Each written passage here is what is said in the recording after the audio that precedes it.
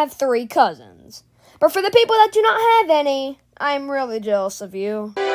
All jokes aside, I really love my cousins, but they're just a crazy bunch sometimes. There will be some kind of payoff to this, though, because you know what you get from crazy people? Say it with me. A video idea!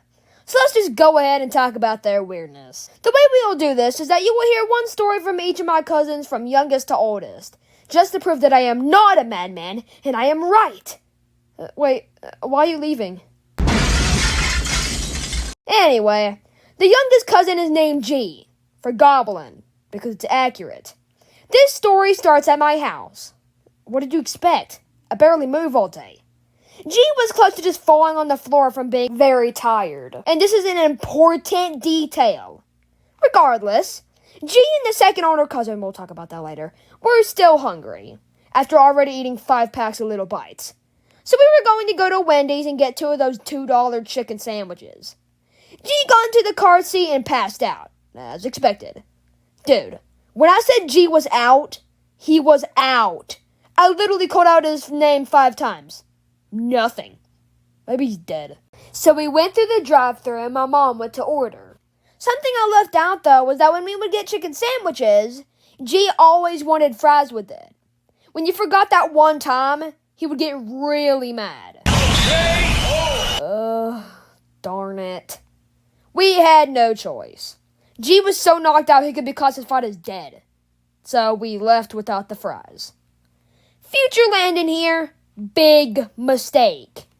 Conveniently, we were heading to the checkout when... where are my fries? You slept too long, buddy. Nothing? Well, I'm impressed. I thought it was going to be a lot worse. You can guess what happened next. Anyway, let's move on to the second older cousin, G2. The reason why it's the same is because the first 2 cousins are the same, goblins. Sadly, I was at school when this happened.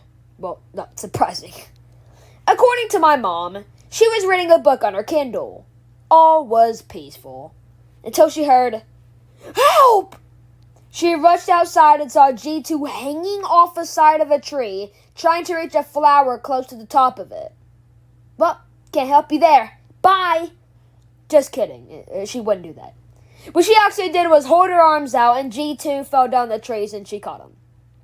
They made me think, though, what would have happened if he didn't yell for help? The last and final story is from the oldest cousin, Ta. Total Academy winning weirdo. This story, again, was at my house. And we were throwing one of the big balls you can get from the game zone in spare time. Me and Ta were throwing the ball back and forth to each other. You know, nothing too complicated. Then disaster struck. We're dead. My mom comes over and is like, "You're lucky you didn't break that whole fan.